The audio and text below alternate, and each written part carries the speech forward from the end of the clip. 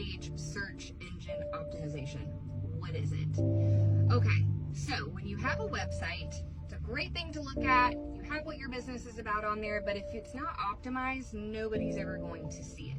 So here are a few things that really help with your on-page search engine optimization. And if you have somebody building a website for you, or someone who has recently built a website for you, please go back through and make sure that all of these things are in place, because if not, you need to have a meeting. First thing is first. Think of your website as like a book, because this is how Google thinks of it, right? So in a book, you have chapters. They tell the reader what that chapter is about. And really the first chapter kind of a lot of the times will tell what the entire book is about. Your website is no different. One of the most important parts of search engine optimization, on-page SEO, is going to be content as a whole, but more importantly, header tags. So header tags are like the chapters of your book.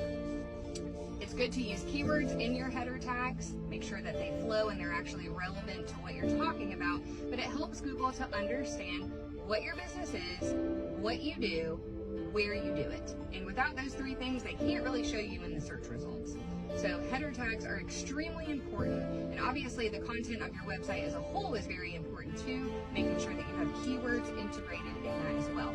The second thing is going to be alt text. So what is alt text?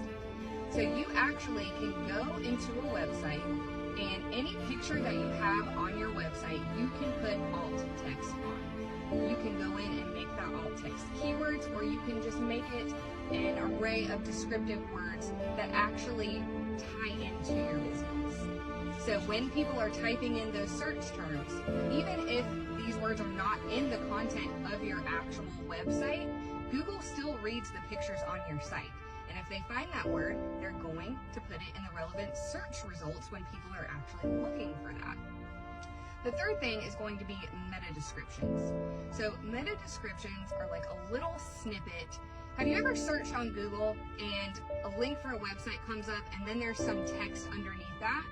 So that is how, again, Google finds relevancy to show you the result that you're looking for. So when we enter things like meta descriptions, it only helps Google to be like, oh, this is relevant to what that person just searched. Let me make sure that I put that up there.